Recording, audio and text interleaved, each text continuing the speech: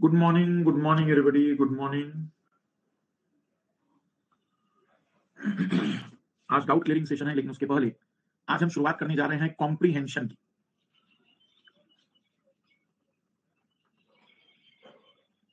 Good morning, good morning. हम आज शुरू करने जा रहे हैं गद्यांश। तो नोट करिएगा, सारी थ्योरी इंपॉर्टेंट है बहुत ही ज्यादा। कॉम्प्रीहेंशन, गद्यांश। अभी तक हमने रीजनिंग कंप्लीट कर लिया है, डाटा सफिशिएंसी कंप्लीट हो गया है, डाटा इंटरप्रिटेशन कंप्लीट हो गया है। अब हम कॉम्प्रीहेंशन स्टार्ट कर रहे हैं, गद्यांश। तो सबसे पहला पॉइंट जो कि बहुत इंपॉर्टेंट है, मतलब अगर आपसे कोई कहे कि थ्योरी में अगर कोई भी इतनी पॉइंट ना याद रखने हो जितने मैं लिखवाऊंगा, केवल कोई एक पॉइंट याद रखना हो पूरे कॉम्प्रीहेंशन की थ्योरी में, तो आप यही पॉइंट नोट करेंगे। पूरे कॉम्प्रीहेंशन की थ्योरी में केवल एक ही पॉइंट याद रखना हो तो ये पॉइंट सभी याद रखेंगे, लिखेंगे। गद्यांश में प्रश्नों के उत्तर, गद्यांश में प्रश्नों के उत्तर केवल गद्यांश पर आधारित होने चाहिए। गद्यांश में प्रश्नों के उत्तर केवल गद्यांश पर आधारित होने चाहिए। The answer to the question in the comprehension or passage should be based on the passage only.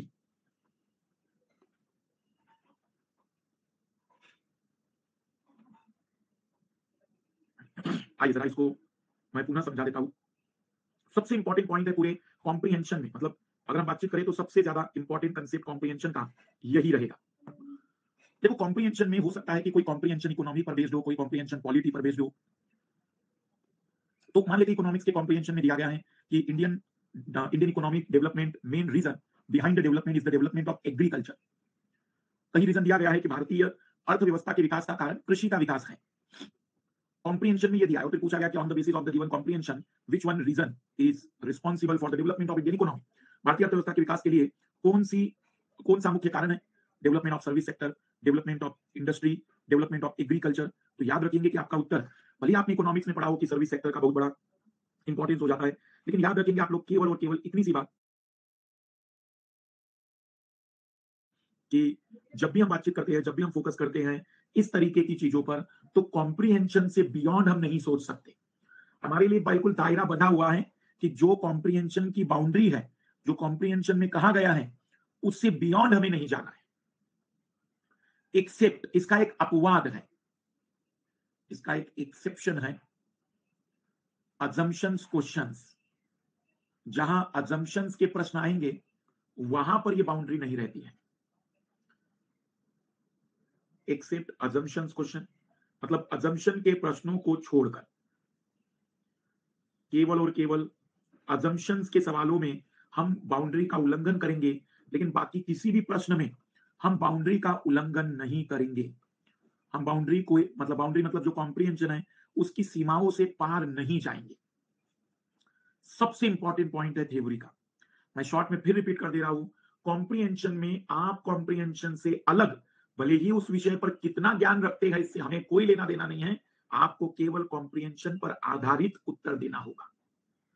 अब आते हैं दूसरी बात पर, जो कि बहुत ही इंपॉर्टेंट है, लिखने वाली, जहां पर बता रहा हूं कंफ्यूजन। कई बार स्टूडेंट कहते हैं कि पहले सवाल पढ़ेगा कॉम्प्रीहेंशन।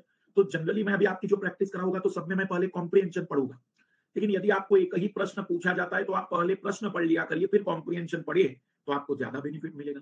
हाँ, लेकिन यदि आपको कोई ऐसा दिक्कत नहीं होती, 3-4 सवाल जब दिए हो तो कॉम्प्रीहेंशन को ही 2 बार पहले पढ़ेंगे, फिर क्वेश्चन हो पाएंगे। अब दूसरे पॉइंट पर आ रहे हैं, लिखना सेकंड पॉइंट।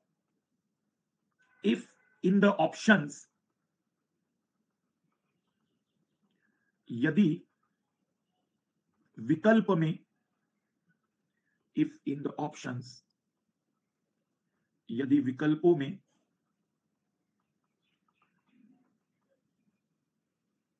कठोर, हिंदी में एक्सट्रीम, अंग्रेजी में एक्सट्रीम शब्द का उपयोग किया जाता है, if in the option there are present extreme word, then generally these options are incorrect। यदि विकल्पों में कठोर शब्दों का उपयोग किया जाता है तो सामान्यतः यह विकल्प गलत होते हैं। कठोर शब्दों का मतलब क्या है? एक्सट्रीम वर्ड का मतलब है लाइक ऑल, कहीं पर भी ऑल शब्द मिल जाए, लाइक ऑलवेज, कहीं पर भी ऑलवेज शब्द मिल जाए, कहीं पर ओनली वर्ड मिल जाए, कहीं पर कंपलसरी वर्ड मिल जाए, अनिवार्य शब्द मिल जाए, एवरी, एवरी प्रत्येक शब्द मिल जाए,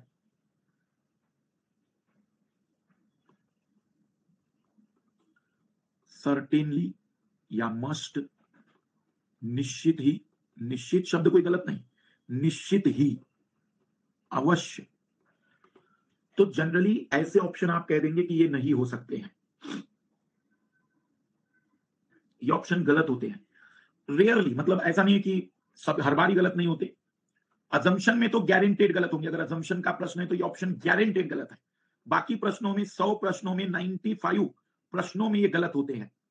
मतलब कोई रेयरली सवाल मिल जाएगा 100 प्रश्नों में, 50 प्रश्नों में, जहां ये वर्ड होने के बावजूद भी वह एक तरीके से सही निकल गया।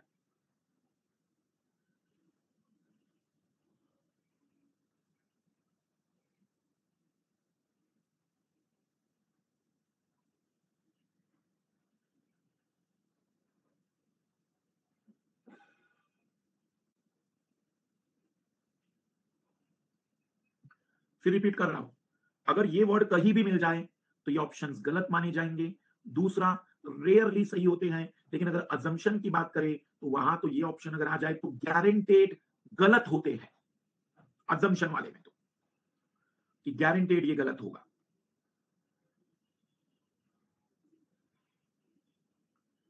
थ्योरी का तीसरा पॉइंट, थ्योरी का तीसरा point, we use deduction method, we use always deduction method for comprehension questions। गद्यांश के प्रश्नों को हल करने के लिए, गद्यांश के प्रश्नों को हल करने के लिए हम हमेशा निगमनात्मक विधि का उपयोग करते हैं। आइए देखते हैं डिडक्टिव मेथड।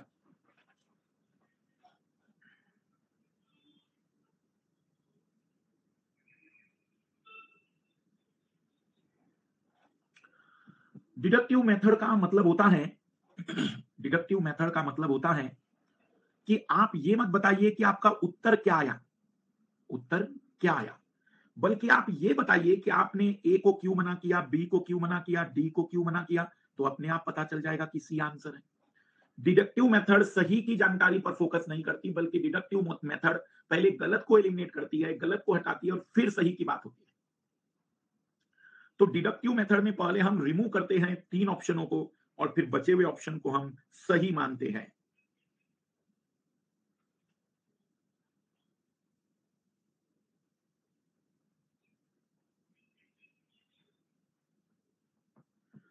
इसका मतलब ये हुआ कि जब भी हम बातचीत करते हैं इन प्रश्नों की, तो हम ये नहीं कहेंगे कि बी आंसर है, नहीं, हम कहेंगे कि सर ए नहीं हो सकता, सी नहीं हो सकता, डी नहीं हो सकता, इसलिए बी आंसर है।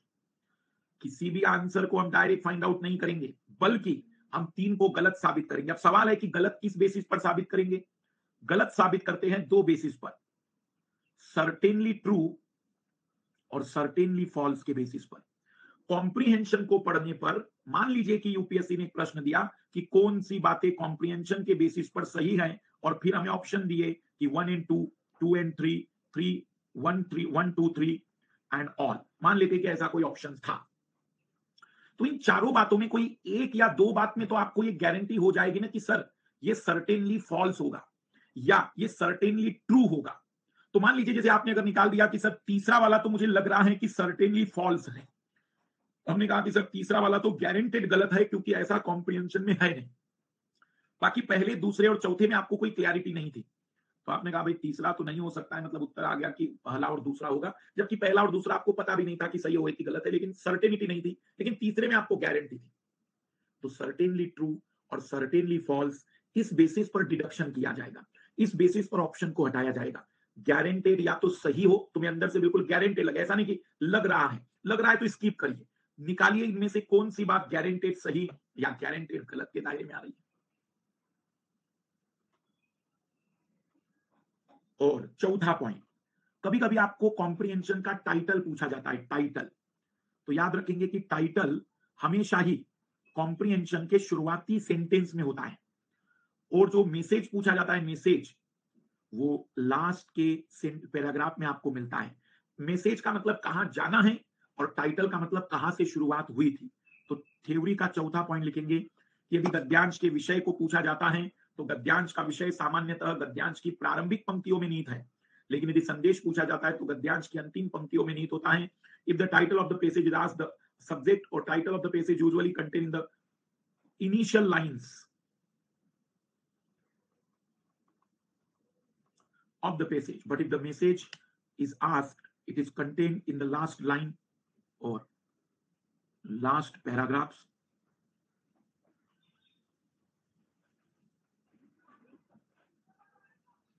मैसेज का मतलब होता है कि फाइनली बात किस ओर जाने की चल रही है।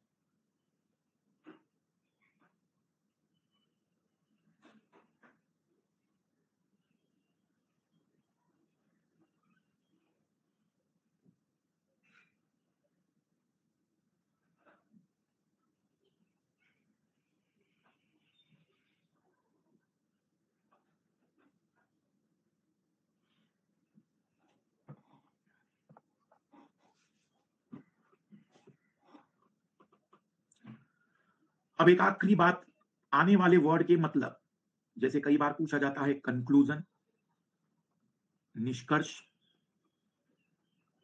इन्फेरेंस, परिणाम, या कोरोलरी, उपनिगमन। इन तीनों को आप जनरली समझेंगे कि निष्कर्ष पूछ रहा है, इसका मतलब होता है completely based on comprehension which is certainly true. Hindi वाले लिखेंगे, इसका मतलब है पूर्णतः गद्यांश पर आधारित, जो गद्यांश के आधार पर निश्चित ही सत्य होगा।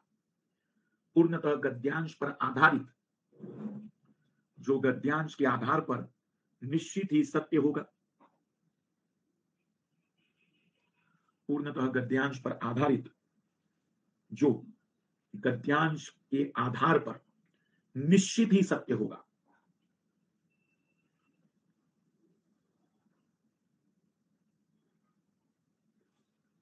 निश्चित ही सत्य होगा।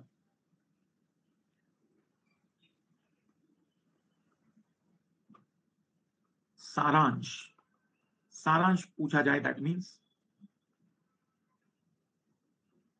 ऑल मैटर इन ब्रीफ, सभी बातों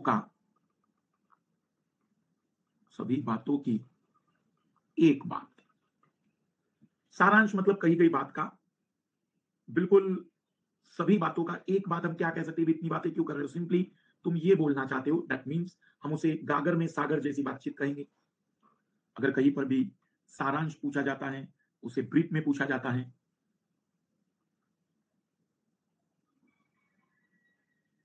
मैसेज और टाइटल हम देख चुके हैं। अभी कहीं थ्योरी में किसी को दिक्कत आ रही हो, क्योंकि अब हम सवालों की ओर आगे बढ़ेंगे और कुछ चीजें जोड़ते चलेंगे। 5 बातें हैं। पहली बात बहुत जरूरी है, भूलना कभी नहीं है। पहली बात है कि आपको कॉम्प्रिहेंशन की सीमाओं का उल्लंघन नहीं करना है।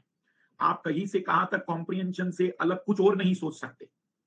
दूसरी बात, जब भी आप प्रश्नों के उत्तर देंगे तो एक्सट्रीम वर्ड जहां पर मिल जाए, आप ऑप्शन को हटा देंगे, ऑप्शन को रिमूव कर देंगे कि ये हो ही नहीं सकता। तीसरी बात, डिडक्टिव मेथड यूज करेंगे। जब तक 3 गलत साबित ना हो तब तक सही तक नहीं जाएंगे, और गलत साबित करने के तरीके होंगे सर्टेनली ट्रू या सर्टेनली फॉल्स के बेसिस पर। चौथी बात, मैसेज लास्ट में मिलता है, टाइटल शुरुआत में मिलता है। और पांचवी बात, शब्दों का मीनिंग कुछ इस तरीके से रहेगा। हिंदी जटिल नहीं है, आप अभी प्रैक्टिस करेंगे तो हिंदी आपको इजी लगेगी। सारांश मींस कंक्लूजन नहीं होता। सारांश का मतलब होता है संक्षिप्त में आपको क्या बात समझ में आई, मतलब निष्कर्ष क्या निकला वो नहीं। निष्कर्ष तो एक तरीके का रिजल्ट है, जैसे आपने यूपी कोई पेपर चेक किया तो उसमें आपको कितने नंबर मिले, तो वो हो गया आपका रिजल्ट, कंक्लूजन। लेकिन समरी का मतलब आप बच्चे के बारे में बताएंगे कि ये बच्चा बहुत इंटेलिजेंट है, ये बच्चा बहुत ही मतलब समझदार है, तो उसको कहते हैं समरी करना। बिल्कुल बिल्कुल। तो सारी बातें क्लियर हो चुकी हैं। शुरुआत करें। फिर पहला पॉइंट बहुत इंपॉर्टेंट है। पहला अभी अजम्पशन की थ्योरी में अलग करवाऊंगा, अजम्पशन को अलग से पढ़ाऊंगा क्योंकि वो अलग चीज है, वो अलग से हमारी क्लास चलेगी। केंद्र बिंदु मतलब वही टाइटल जैसी बातचीत रहेगी। और जैसा मैंने दूसरा तीसरा पॉइंट बताया कि गद्यांश के प्रश्नों के उत्तर हमेशा निश्चित ही सत्य, निश्चित ही असत्य के आधार पर विकल्पों को हटाकर चुने जाएंगे।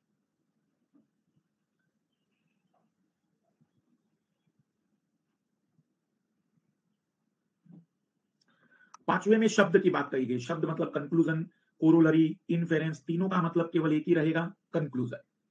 और कंक्लूजन मतलब निश्चित ही गारंटेड गद्यांश पर आधारित कही गई बात। पहले 2-3 सवाल मैं हल करूंगा, वापस पूरे कमेंट्स में ब्लॉक करूंगा ताकि आपका फोकस पूरी तरह से मुझ पर रहे। तो पहले 2-3 सवाल हम हल करेंगे और फिर आपको सॉल्व करना होगा। ये जितने सवाल हम देख रहे हैं सबके सब यूपीएससी के प्रीवियस ईयर के हैं, 2011 से लेकर 2022 तक के। मैं हिंदी में पढ़ूंगा, इंग्लिश मीडियम वाले इंग्लिश में पढ़ते चलेंगे और थोड़ा सा स्लो पढ़ेंगे। अभी आप केवल सुनने पर भी ज्यादा ध्यान दोगे तो बेस्ट रहेगा कि आपको सुनकर मेरी बात समझनी है। और शुरुआत में मैं कहूंगा बस एक ही चीज कि आप अपने पढ़ने की स्पीड को आधा कर देना। आधा मतलब आप जिस स्पीड से पढ़ते, जैसे मैं पढ़ता हूँ, यदि मैंने बहुत सी पुरानी परंपरा और प्रथाओं को त्याग दिया और मैं उसको दोबारा सोता, तो थोड़ा हाफ कर देंगे कि यद्यपि मैंने बहुत सी पुरानी परंपरा, ताकि मैं समझ आ सकूं कि आपको क्या अंडरस्टैंडिंग हुई या नहीं। यद्यपि मैंने बहुत सी पुरानी परंपराओं एवं प्रथाओं को त्याग दिया है और मैं उत्सुक हूं कि भारत स्वतः उन सभी बेड़ियों को उतार फेंके जो बांधती है, रोकती है, उसके लोगों को विभाजित करती है, बांटती है, उनमें से अधिसंख्या लोगों का दमन करती है, अधिकतर लोगों को कुचलती है तथा शरीर एवं आत्मा के स्वतंत्र विकास को रोकती है। उन सभी बेड़ियों को उतार फेंके जो ऐसा करती है। यद्यपि मैं यह सब चाहता हूं, फिर भी अपने आप को अतीत से पूरी तरह काटना नहीं चाहता। लेकिन मैं अपनी पुरानी परंपरा और सारी चीजें जो पुरानी अच्छी थी उन सबको खत्म नहीं करना चाहता। मुझे अपनी महान विरासत पर गर्व है जो हमारी रही है और है भी। मैं सचेत हूं कि मैं भी हम सभी की तरह उस अटूट श्रृंखला की कड़ी हूं जो इतिहास के उषा काल सुबह के भारत के अविस्मरणीय अतीत से संबंध है। Although I have renounced many old tradition and customs, I am eager that India should automatically cast off all the shackles that bind, restrain, divide its people, and the vast majority of them oppress the people and inhibit the independent development of body and soul.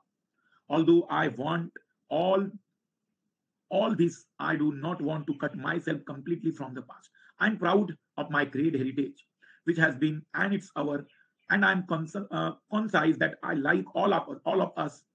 Am I linked in that unbroken chain which is associated with India's unforgettable past of the dawn of history?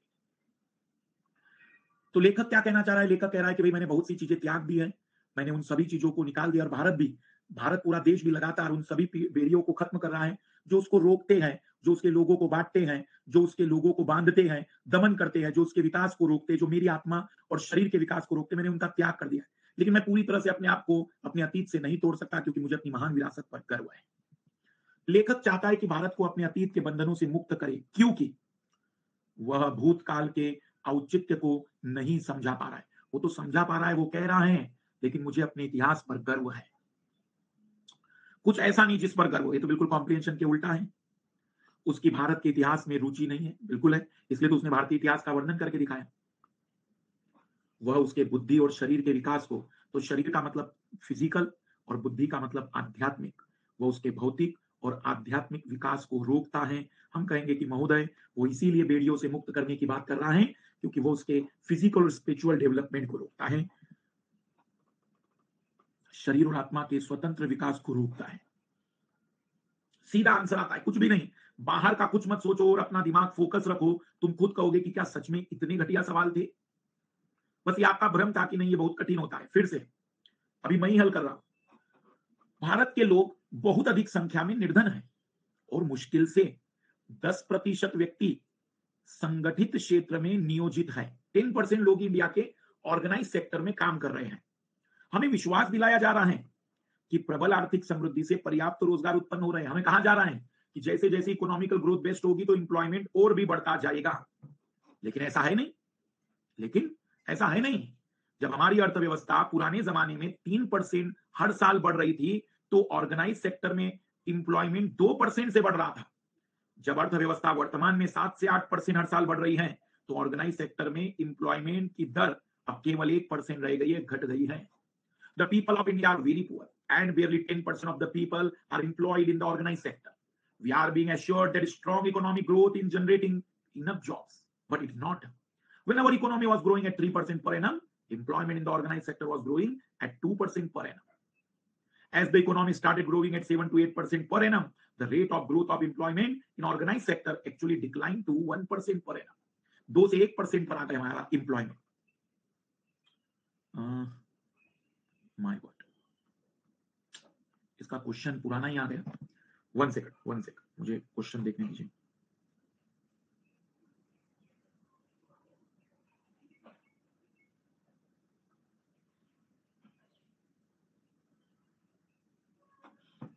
एक second दीजिए मुझे।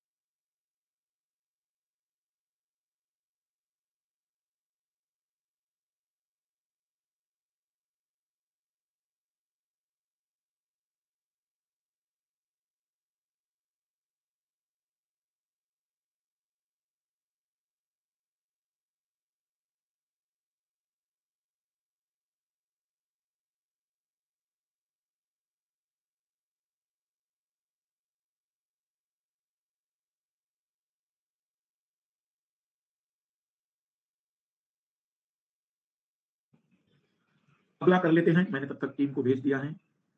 मैं question देख लेते हैं, उसके बाद फिर एक और कॉम्प्रिहेंशन देख लेते हैं वापस, उसे मैं बाद में हल कर दूंगा। तीसरे पर आते हैं, सृजनशील समाज, क्रिएटिव सोसाइटी। सृजनशील समाज की अवधारणा किसी समाज के विकास के उस चरण को निर्दिष्ट करती है जिसमें बड़ी संख्या में संभाव्य विरोधाभास मुखर और सक्रिय हो उठते हैं। मतलब डेफिनेशन दी जा रही है कि क्रिएटिव सोसाइटी वो है जहां पर लोग एक दूसरे के विरुद्ध कॉन्ट्राडिक्टरी बोलने लगते हैं, जहां लोग एक दूसरे के खिलाफ बात करने लगते हैं। यह उस समय सर्वाधिक सुस्पष्ट होता है जिस समय उत्पीड़ित सामाजिक समूह राजनीतिक स्तर पर संगठित हो जाते हैं और अपने अधिकारों की मांग करते हैं। और ये तब दिखता है जब वे लोग पॉलिटिकली एक साथ जुड़कर आंदोलन करेंगे, अपनी मांगों को सरकार के सामने रखते हैं।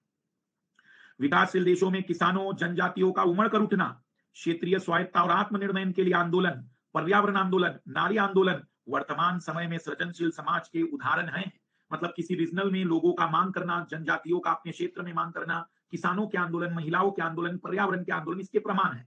इन सामाजिक आंदोलन के रूप में उनकी तीव्रता अलग अलग देशों में और किसी एक देश के अलग अलग हिस्सों में भिन्न भिन्न हो सकती है, किंतु समाज के विभिन्न क्षेत्र में सोशल रिफॉर्म लाने के इन आंदोलनों की उपस्थिति मात्र, केवल इनका प्रेजेंट होना ही क्रिएटिव सोसाइटी का होना माना जाता है, क्रिएटिव सोसाइटी का उदाहरण माना जाता है। मतलब पूरी तरह से टाइटल अगर कोई पूछे तो टाइटल है क्रिएटिव सोसाइटी और उसके क्या लक्षण है। तो क्रिएटिव सोसाइटी जब लोग एक दूसरे के खिलाफ बोलने लगते हैं, एक दूसरे का विरोध करने लगते हैं, फिर उसमें कई प्रकार के आंदोलनों के उदाहरण दिए गए हैं। और क्रिएटिव सोसाइटी के लिए कहा गया केवल इन आंदोलनों का होना ही क्रिएटिव सोसाइटी की गारंटी को दर्शाता है। क्रिएटिव सोसाइटी से क्या मतलब है?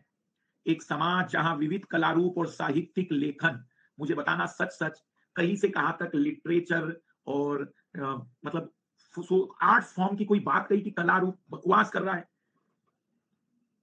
आप कहेंगे सर पहला तो गारंटेड गलत है, ये तो हो ही नहीं सकता है। एक समाज जहां सामाजिक असमानताएं मानक की तरह स्वीकृत है, नहीं बल्कि इनइक्वालिटीज के लिए वो मुखर होते, विरोध करने लग जाते हैं। जहां वो मान लिया नहीं जाता कि ठीक है हम दुखी है तो दुखी रहेंगे, हमारा शोषण होता है तो होता ही रहेगा, नहीं, बल्कि वो कहते हैं कि ऐसा नहीं हो सकता है, दूसरा तो हो ही नहीं सकता है महोदय। एक समाज जहां विशाल संख्या में अंतर विरोध होते हैं, जहां बड़ी संख्या में एक दूसरे के विरोध होना, कॉन्ट्राडिक्शन होना, लिखा है उसने, एक समाज जहां बड़ी संख्या में विरोधाभास मुखर और सक्रिय हो उठते हैं, मतलब तीसरा तो गारंटेड होगा। और जब तीसरा गारंटेड होगा तो मुझे नहीं पता, लेकिन मेरा उत्तर तो आ चुका है कि ऑप्शन सी के अलावा कुछ और हो ही नहीं सकता है। पर अभी इसमें एक और सवाल दिया गया है, लेखांश के अनुसार सामाजिक आंदोलन की अभिव्यक्तियां कौन कौन सी हैं? सामाजिक आंदोलन की अभिव्यक्तियां, आक्रामकता और दाहक होना। उसने कहा था कि इसकी तीव्रता हर जगह अलग अलग हो सकती है, कहीं ये धीमे भी हो सकते हैं, कहीं ये तीव्र भी हो सकते हैं, लेकिन हर बार एग्रेसिव होंगे ऐसा उसने नहीं कहा है। पढ़ो जरा ध्यान से। इन सामाजिक आंदोलन के रूप और उनकी तीव्रता अलग अलग देशों में और एक ही देश के अलग अलग भागों में अलग अलग हो सकती है, लेकिन हर बार एग्रेसिव हो जरूरी नहीं है। बाह्य बलों के द्वारा उकसाया जाना, ये तो दूर दूर तक लिखा नहीं उसने कहीं पर भी कि कोई तीसरा बाहरी पावर आकर इनको उकसाएगा। तो दूसरा का तो गारंटी है महोदय कि दूसरा तो हो ही नहीं सकता है, दूसरा तो हो ही नहीं सकता है। और क्योंकि आक्रामकता हर बार रहेगी नहीं, इसलिए हमने देखा कि पहला वाला भी नहीं होगा। मुझे नहीं पता कि आगे क्या चीज थी, लेकिन उत्तर हमारा निकल चुका है। मैं जब तक 3 को गलत साबित नहीं करूंगा तब तक मैं किसी को भी सही नहीं मानूंगा। बहुत ही बढ़िया प्रश्न और सिंपल प्रश्न होंगे। अब आप लोगों को हल करना है यहां से। मैं देख लेता हूं अगर क्वेश्चन आ गया होगा।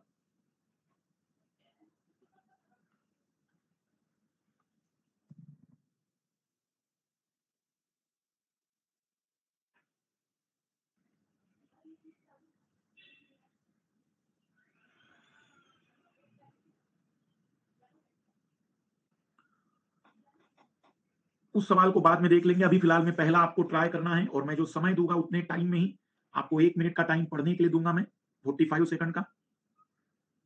पोस्टपार्टम मतलब बात का परिणाम, 45 सेकंड पढ़ने के लिए मिलेंगे और फिर 15 सेकंड आंसर निकालने के लिए। और किसी भी गधे ने अगर उत्तर दे दिया पहले ही अभी, तो ये मान के चलिएगा कि वो मनुष्य रूप में केवल और केवल पृथ्वी पर 206 हड्डियों का बोझ है। तो अभी कोई आंसर मत लगाना। मैं जानबूझ के गलत आंसर लगा रहा हूं ताकि मुझे पता चल जाए कि ये कौन है जो कॉम्प्रिहेंशन भी नहीं पढ़ रहा है, सीधा उत्तर लगा रहा है।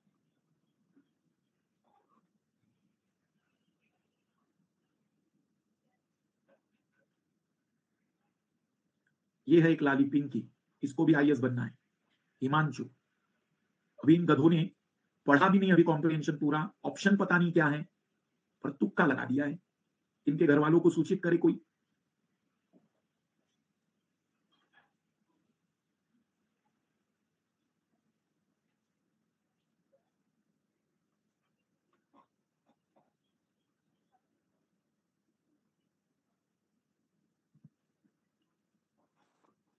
ये सरस्वती, इन्हें भी आईएएस बनना है।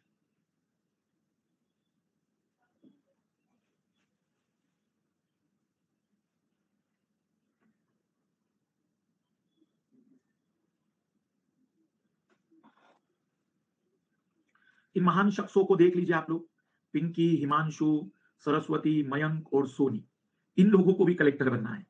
सोचो अगर ये कलेक्टर बन गए तो जिले में कुछ हुआ नहीं, उसके पहले ही ये सारा कुछ करके रख लेंगे ताकि कभी भी भागने का मौका मिल सके। कॉम्प्रिहेंशन में फिर से पढ़ लेते हैं और ध्यान से समझना। विश्व की बाल मृत्यु में लगभग 5वां भाग भारत का है, मतलब 5 बच्चों में एक बच्चा भारतीय मरता है बच्चों में। संख्या के आधार पर दुनिया में सबसे ज्यादा बाल मृत्यु भारत में है, 16 लाख हर साल। इनमें से आधे से अधिक के जीवन की प्रथम माह में मृत्यु हो जाती है। जैसे कि अधिकारियों का विश्वास है, इनका कारण है कि स्तनपान और इम्यूनाइजेशन से संबंधित आधारभूत स्वास्थ्य आचरण के प्रसार के लिए कदम नहीं उठाए गए। मतलब जो कहा जा रहा है कि इस समय जो बच्चे को इम्यूनाइजेशन होना चाहिए, उसका टीकाकरण होना चाहिए था, वैक्सीनेशन होना चाहिए था, वो तो नहीं हुआ। और दूसरी तरफ स्तनपान भी नहीं हुआ। फिर वो दूसरी तरफ कह रहा है, साथ ही एक दूसरा पहलू, 2.6 करोड़ की विशाल गर्भधारण योग्य जनसंख्या गर्भ अवस्था और प्रसव पश्चात के संकटपूर्ण समय के दौरान देखभाल से वंचित भी बनी रहती है। इसमें बाल विवाह का प्रचलन, युवतियों में एनीमिया और किशोर अवस्था की स्वच्छता पर विशेष ध्यान न होना भी शामिल है। मतलब दूसरा डायमेंशन ये है कि जहां जो महिलाएं गर्भ धारण कर रही हैं, उनका कम आयु में विवाह हो जाना, उनमें रक्त की कमी का होना, वहां पर जो शुद्धता और स्वच्छता पर ध्यान होना चाहिए था वो ना होना, इन सबसे भी बाल मृत्यु प्रभावित होती है। हमसे पूछा गया है कि कौन सा निष्कर्ष इन्फेरेंस मतलब निष्कर्ष। बहुत से भारतीय निरक्षर है, दूर दूर तक बात नहीं की गई। भारत की जनसंख्या अति विशाल है और केवल सरकार, केवल वर्ड आ गया कि मैंने कहा था हटा देना, मातृ स्वास्थ्य और बाल स्वास्थ्य सेवाओं को इंटीग्रेट करना होगा। बिल्कुल, क्योंकि एक तरफ तो बच्चे की बात है और दूसरी तरफ माता जो बच्चे को जन्म दे रही है, दोनों को देखना पड़ेगा। गर्भधारण योग्य महिलाओं का पोषण बाल मृत्यु दर को प्रभावित नहीं करता, ये तो उल्टा बोल रहा है। वहां लिखा है कि बाल मृत्यु दर को प्रभावित करते हैं। तो जिन गधों ने डी लगाया था उन्हें समझ में आना चाहिए कि उनसे ना हो पाएगा, फिर घर वालों के पैसे बर्बाद ना करें। क्या आप लोग आंसर समझ पाए हैं? और इजी सवाल है, मतलब आप लोगों के मन में जो डर था, एक वहम था कि नहीं उत्तर नहीं निकलते, गारंटेड उत्तर निकलेंगे। आप खुद कहेंगे कि दिख रहा है, अलग से ही चमक जाता है। टाइम और बढ़ा देंगे।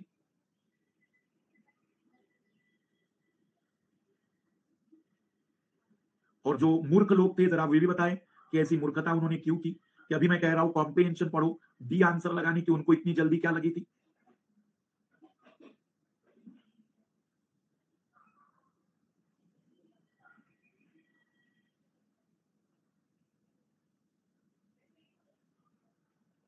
तो अब मैं 1 मिनट का टाइम पढ़ने का दूंगा।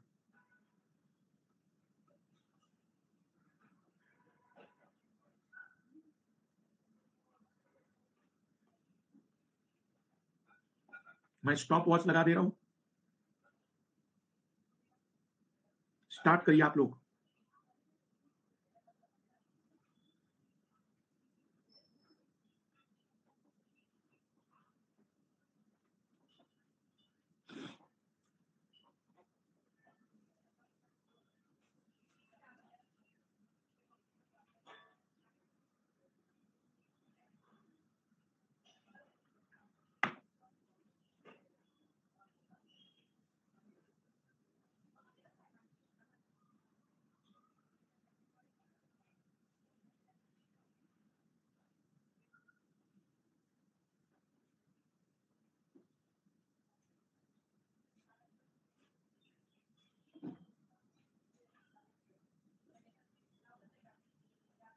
स्टॉप।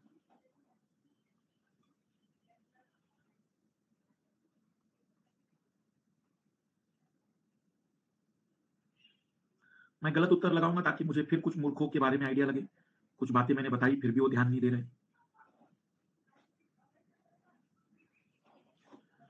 ये लाल देखो, इन्हें भी आईएएस बनना है, नाम है तालीमार। फिर दूसरी लाली अद्भुत, अंजलि। इस लाली के तो डाउट भी मैंने लिए कई बार, जबकि मैंने क्लियरली कहा, क्लियरली बताया है। ममता, ये मुस्कान। मुझे लगा था कि एक ही मूर्ख होंगे, लेकिन मूर्खों की तो भीड़ बैठी है यहाँ।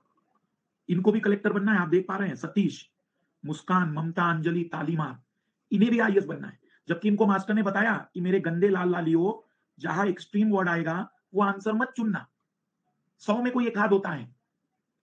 मैं बहुत धन्यवाद करूंगा जिन लोगों ने भी बी आंसर लगाया, 80%, मुझे बड़ी खुशी है।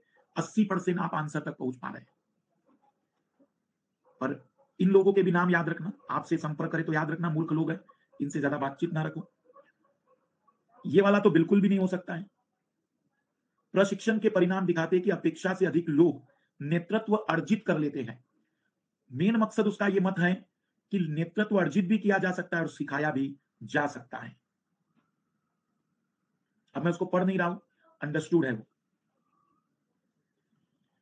एक और कॉम्प्रिहेंशन है,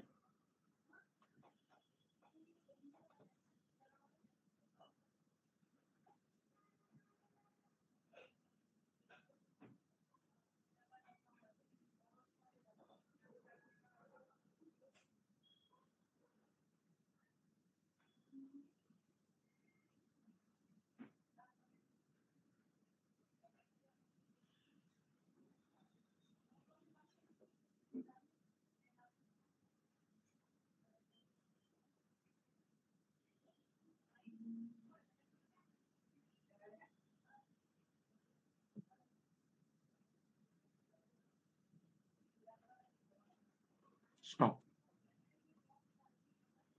मैं गलत आंसर लगाऊंगा ताकि फिर मुझे मूर्खों की भीड़ पता चले।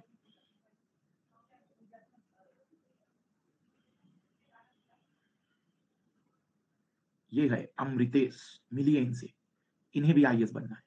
सौरभ, इनका ख्वाब भी कलेक्टर बनने का है।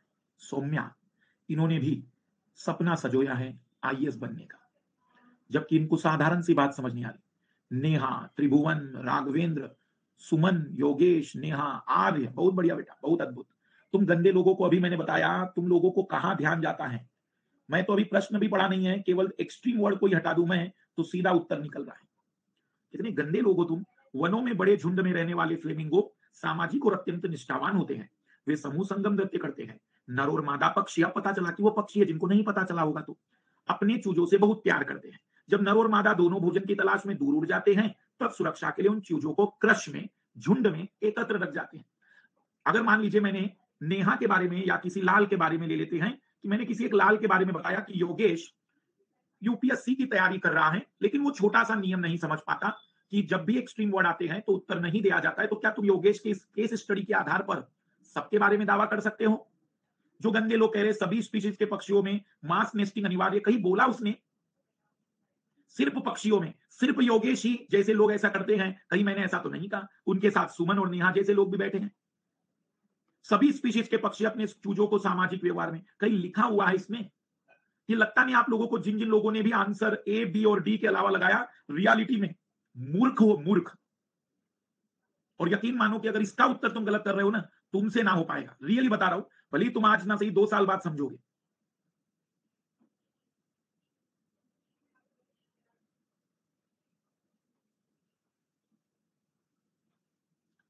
मतलब प्रश्न भी पढ़ना नहीं था।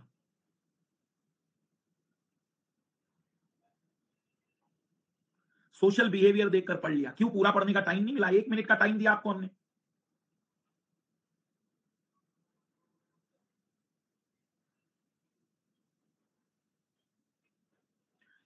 इतना घटिया सवाल नहीं गलत हो सकता, इतना। और अगर रियल में ये नहीं कर पा रहे हो तो मत करो, तुमसे नहीं हो पाएगा आईएएस वाईएएस।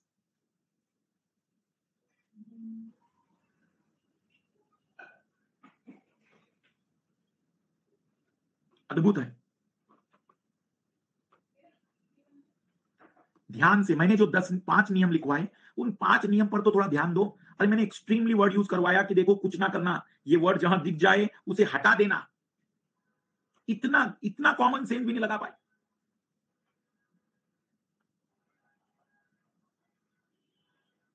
कठिन सवाल है ये, अजम्पशन का सवाल है।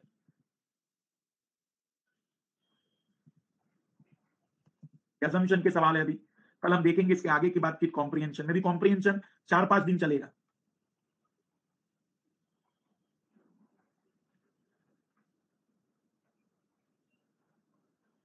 टाइटल डालिए मैथ्स।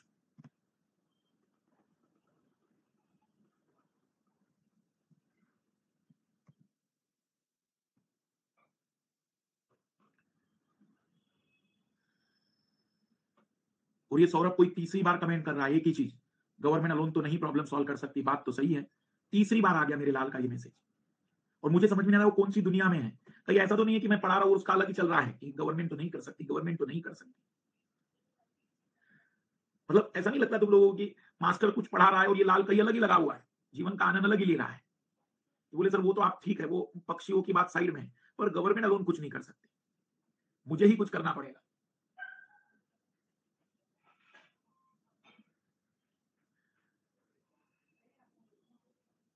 हद है मतलब आप लोगों की। बताइए हमने लास्ट पॉइंट मैथ्स में क्या लिखा था? दिल्ली, जहां हमने बात कही होगी कि अगर हमें कुछ भी ना कहा जाए और केवल कहा जाए कि दिल्ली से कुल कितने शब्द बन सकते हैं, तो हमें सभी अक्षरों को यूज करना होगा। और जब सभी अक्षरों को यूज किया जाता है तो सीधा होता है एन पी, एन का मतलब एन फैक्टोरियल, तो 5p5 का मतलब 5 फैक्टोरियल से लिया जाएगा। हम कहेंगे कि डायरेक्टली 5 फैक्टोरियल आंसर हो जाएगा। तो एक बार फिर ट्राई कर लीजिए फिर से।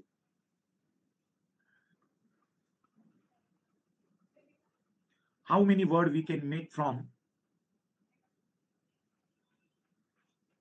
How many word we can make from police. Police शब्द से कुल कितने, पुलिस शब्द से कुल कितने शब्द बनाए जा सकते हैं?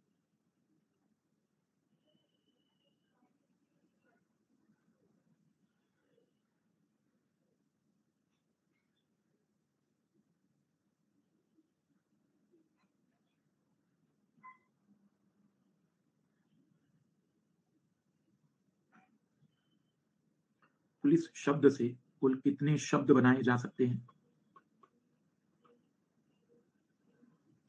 बहुत बढ़िया। क्योंकि हमें बताया नहीं तो हम डायरेक्ट कहेंगे भाई पूरे चुनने हैं। 6 में से 6 चुनने के तरीके 6 फैक्टोरियल 720। ठीक है, तो ये पिछली वाली चीज को जोड़ते हुए उदाहरण दिया मैंने अभी।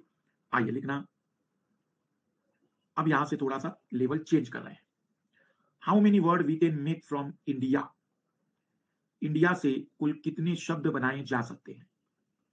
How many word we can make from India? India से कुल कितने शब्द बनाए जा सकते हैं?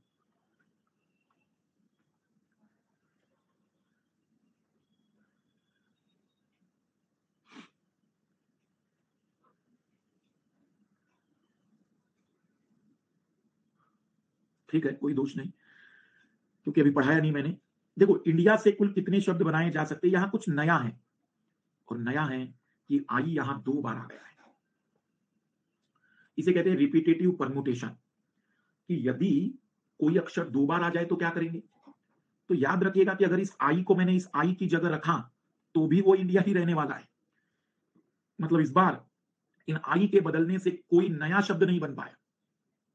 तो इसका तरीका होता है, भाई पूरे के पूरे लेने हैं तो 5p5, मतलब 5 फैक्टोरियल, डिवाइड बाय 2 फैक्टोरियल।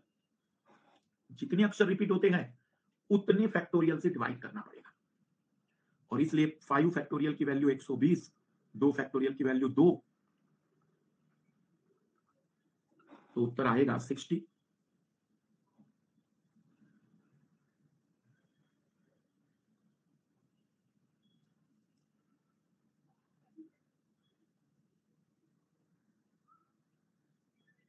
तो याद रखेंगे जितना फैक्टोरियल उससे डिवाइड। 5 इसलिए क्योंकि पूरे लेने हैं। अगर आपको मेरी बात समझ में आ गई है तो बताइए, how many word we can make from banana? Banana से कुल कितने शब्द बनाए जा सकते हैं?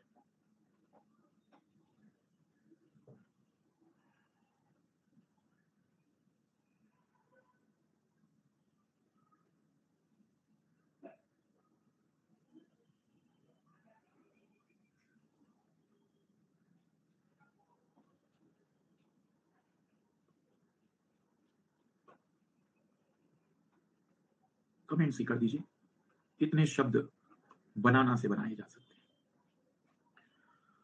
तो सबसे पहले तो आप लिखेंगे कि सर 6p6 मतलब 6 फैक्टोरियल आएगा ऊपर। अब क्योंकि इसमें ए 3 बार है और एन 2 बार है, तो ये हो जाएगा 3 फैक्टोरियल 2 फैक्टोरियल। क्यों भाई? क्योंकि ए आपस में बदलेंगे तो नया शब्द नहीं बनेगा, लेकिन ए और एन का तो बदलने पर नया शब्द बनेगा। आप 3 और 2 5 जोड़ नहीं सकते।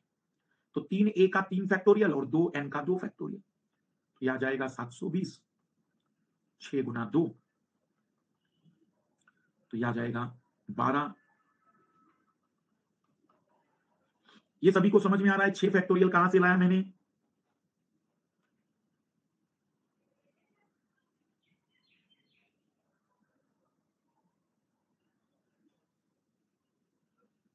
और 3 फैक्टोरियल कहां से आया? ट्रिपल ए का। और 2 फैक्टोरियल डबल एन का। बहुत इजी सवाल है, और बिल्कुल मतलब मैं कहूंगा कि सिंपल सवाल आप कहेंगे।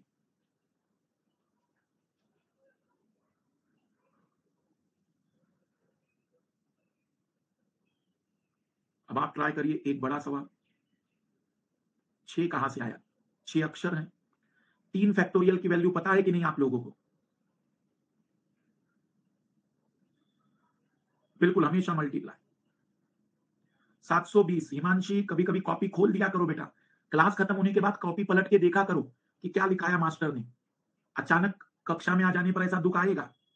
6 गुना 5 गुना 4 गुना 3 गुना 2 गुना 1।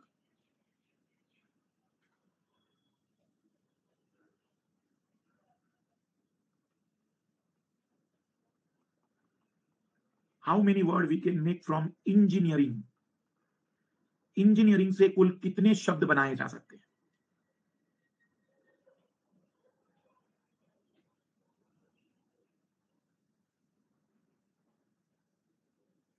How many word we can make from engineering?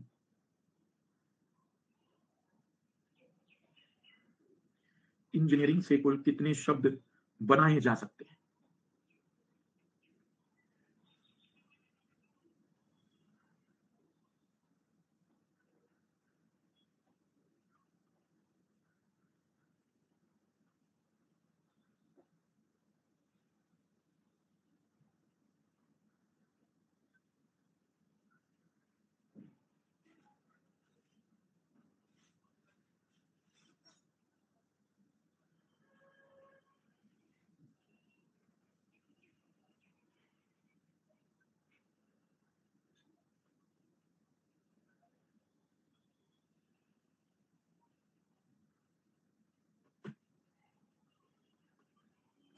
$2,77,000, 27,720।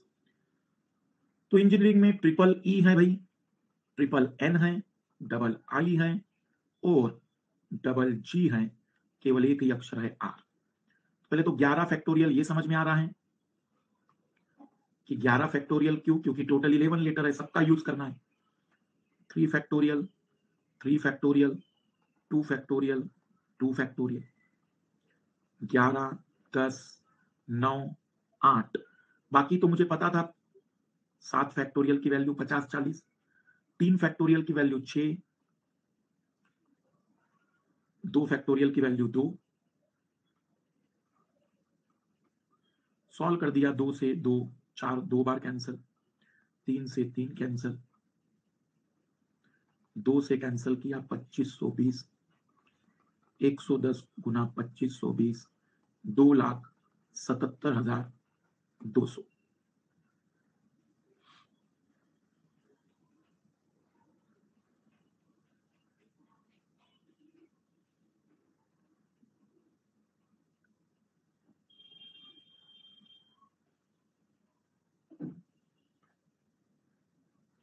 तो उसे बताना पड़ेगा ना कि 4 लेटर चूज करना है तो कौन से।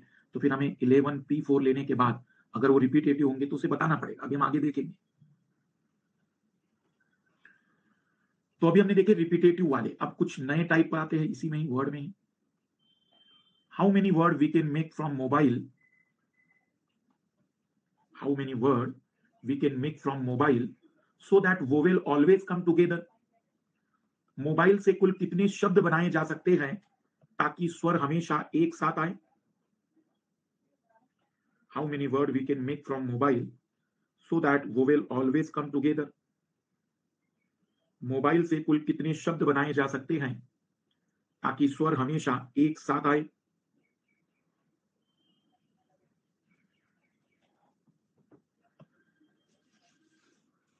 अब इधर ध्यान देंगे सभी लोग प्लीज। मोबाइल से कुल कितने शब्द बनाए जा सकते हैं स्वर एक साथ आए।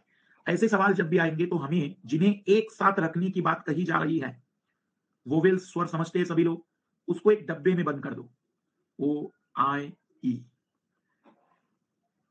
और ऐसा सोचो, इमेजिन करो कि ये डब्बा डब्बा ना होकर केवल एक अक्षर है। तो हमें ये 3 अक्षर के साथ इस चौथे अक्षर को भी सेट करना है। 4 में से 4 अक्षरों को सेट करने के 4 फैक्टोरियल। बट डब्बे के अंदर भी तो अरेंजमेंट कर सकते थे, ओ आई ई की जगह ओ ई आई, ई आई ओ, ऐसा भी कर सकते थे। तो एंड एंड मतलब डब्बे का भी, डब्बे के अंदर जितने लोग हैं उतने फैक्टोरियल का मल्टीप्लाई।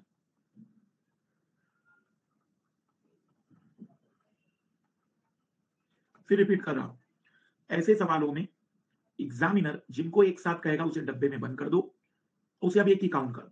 तो 3 लेटर और एक डब्बा 4, 4 फैक्टोरियल इंटू 3 फैक्टोरियल, 4 फैक्टोरियल की वैल्यू 24 है, 3 फैक्टोरियल की वैल्यू 6 है, तो 144 आंसर आ जाएगा।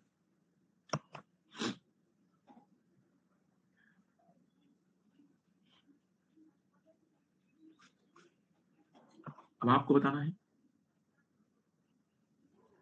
How many word we can make from Delhi so that वो will always come together. Delhi से कुल कितने शब्द बनाए जा सकते हैं ताकि स्वर हमेशा एक साथ आए।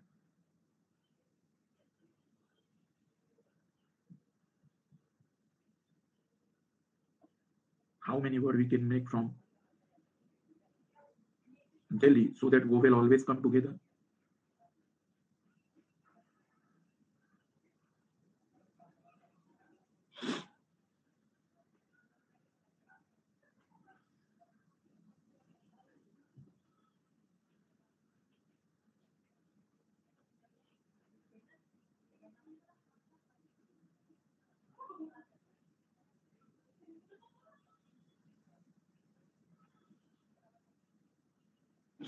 बढ़िया। तो सबसे पहले आपने लिखा होगा डी एल एच ई और आई को डब्बे में किया होगा बंद। तो यह होगा 4 फैक्टोरियल और डब्बे के अंदर था 2 फैक्टोरियल। 4 फैक्टोरियल की वैल्यू 4 3 2 1 गुना कर दीजिए, आंसर आएगा 48।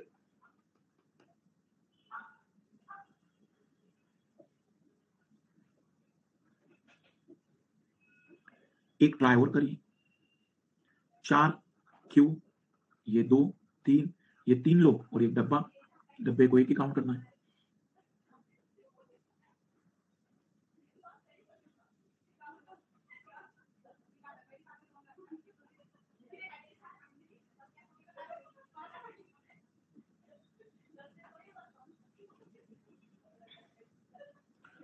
How many words we can make from India if vowel always come together? India से कुल कितने शब्द बनाए जा सकते हैं यदि स्वर हमेशा एक साथ आए? If vowel always come together, यदि स्वर हमेशा एक साथ आए।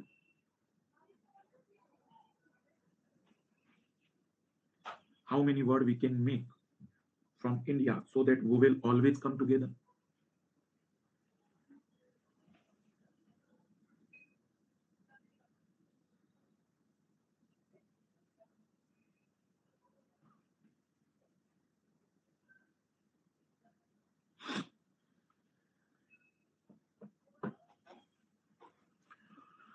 अब देखो, इंडिया में एक नई चीज आ गई कि यहां पर वोवेल्स भी एक साथ आने चाहिए और वहां रिपीटेशन भी है, कोई दिक्कत नहीं। 1 2 3 तो 3 फैक्टोरियल, डब्बे के अंदर है 3 तो 3 फैक्टोरियल, डिवाइड बाय 2, 3 फैक्टोरियल की वैल्यू 6 होती है। तो कुल 18 शब्द बनाए जा सकते हैं इंडिया से। 2 बार आई आया तो रिपीटेशन के कारण डिवाइड तो करना पड़ेगा।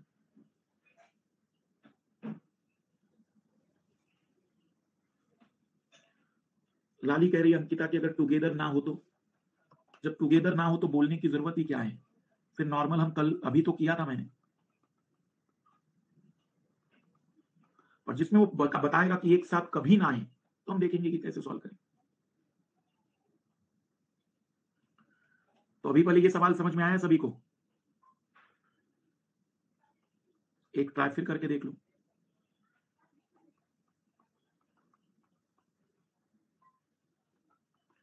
From Allahabad, how many words we can make if vowel always come together?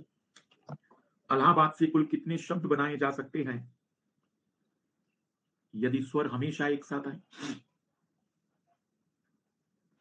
From Allahabad, how many words we can make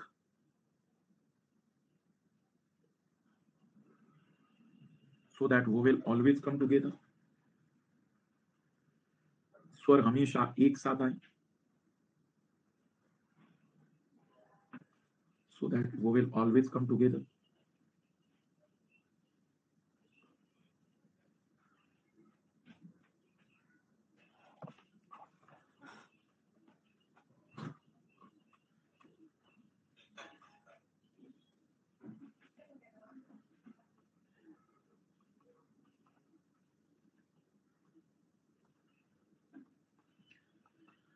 तो ये आ गए हमारे पास 1 2 3 4 5 और 6। तो हमने लिखा 6 फैक्टोरियल, अंदर गए डब्बे के अंदर तो 4 फैक्टोरियल, फिर 2 फैक्टोरियल बाहर हैं,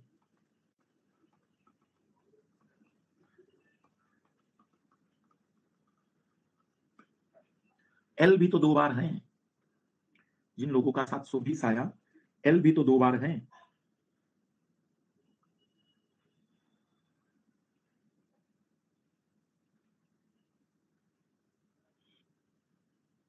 अब एक और ट्राई करिए सवाल इसमें। 1 2 3 4 5 और ये छठवा।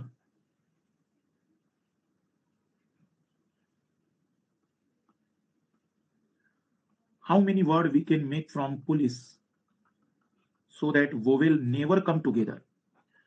पुलिस से कुल कितने शब्द बनाए जा सकते हैं यदि स्वर कभी एक साथ न आए? How many words we can make from police so that vowel never come together?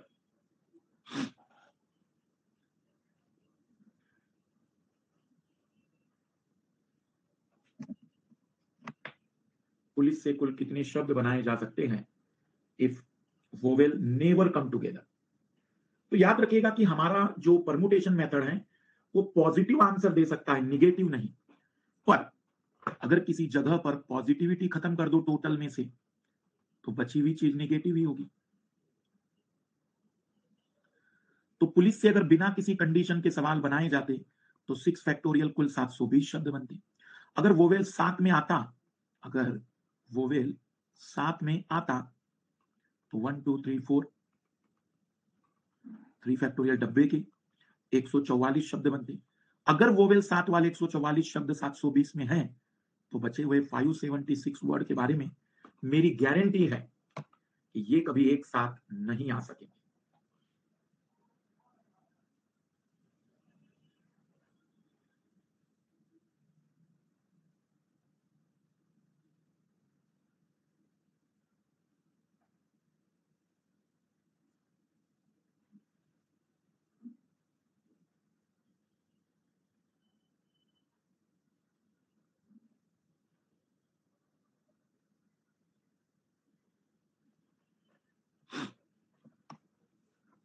तुम निगेटिव सवालों के जवाब ऐसे ही देंगे जहां टोटल में से पॉजिटिव हटाकर बच जाएगा वही निगेटिव रहेगा।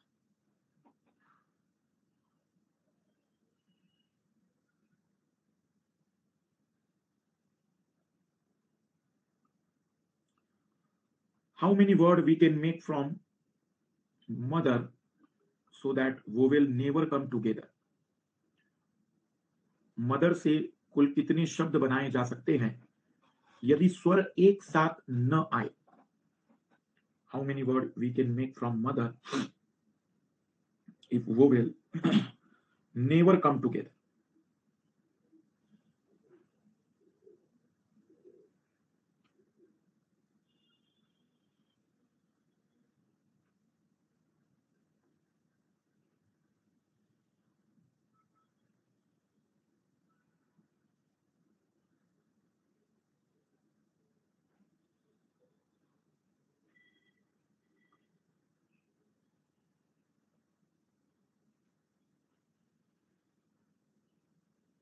चार सौ अस्सी। तो हम लोगों ने सबसे पहले तो मदर शब्द से टोटल 6 फैक्टोरियल 720 बन सकते थे, लेकिन अगर वोवेल्स एक साथ आए तो यह आ जाएगा 5 फैक्टोरियल 2 फैक्टोरियल 240 माइनस कर दीजिए, हो जाएंगे आंसर इस पैटर्न पर भी। अब तो हमने देखा जहां रिपीटेशन होता है, जहां वो एक साथ की बात करता है, या फिर इसमें अभी एक और चीज आ सकती है जहां वो ये बता दे कि जो अक्षर है वो ऑड पोजीशन पर आनी चाहिए, इवन पोजीशन पर आनी चाहिए। एक बार और देख लेते हैं।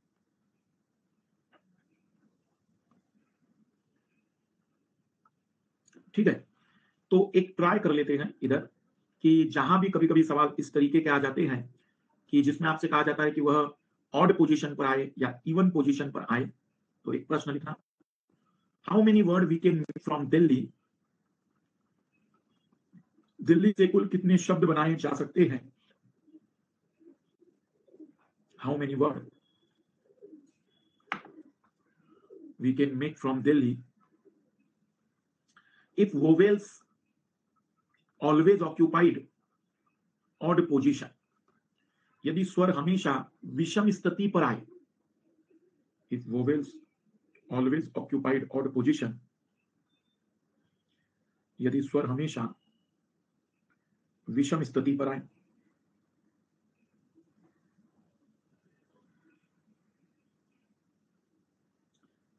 आइए जरा देखते हैं किस तरीके की बातचीत है इसमें।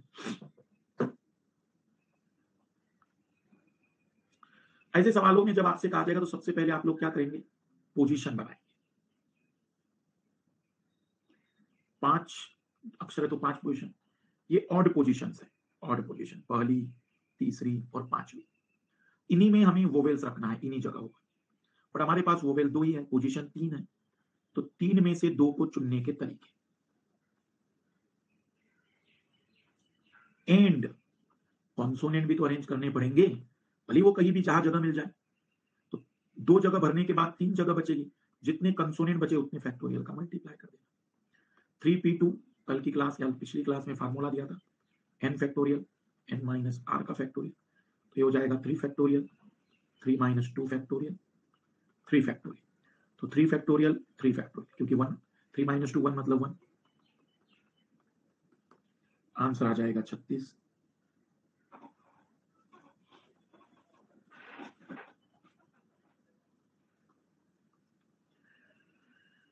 क्या ये बात क्लियर हो रही है?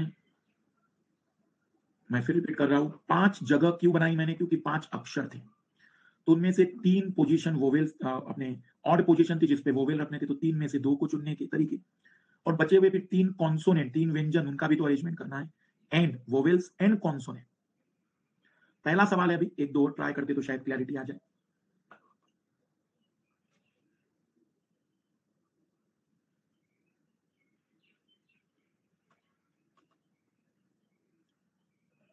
तीन में से 2 ही तो अक्षर है ना, ई और आई, 2 ही तो वोवेल्स हैं।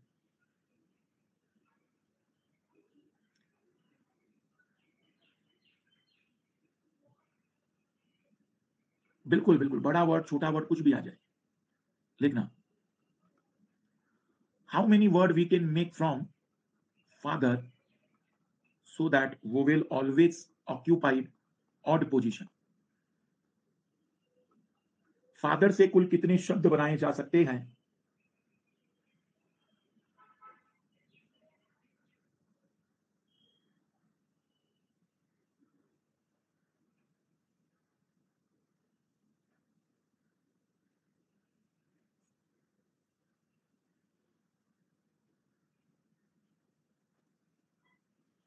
फादर शब्द से कुल कितने शब्द बनाए जा सकते हैं जिस पर हमेशा विषम स्थिति पर आए?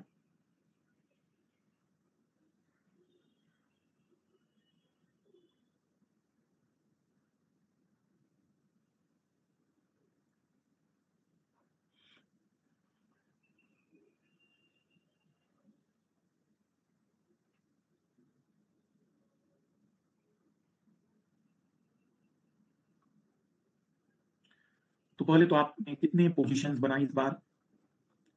ऑड पोजीशन फर्स्ट, थर्ड और फिफ्थ, पर वोवेल केवल 2 ही हैं, बच गए 4 लोग 2 को अरेंज करने के बाद। तो 3p2, 3 फैक्टोरियल 3 माइनस 2 1 हो जाएगा, 6 गुना 24 144।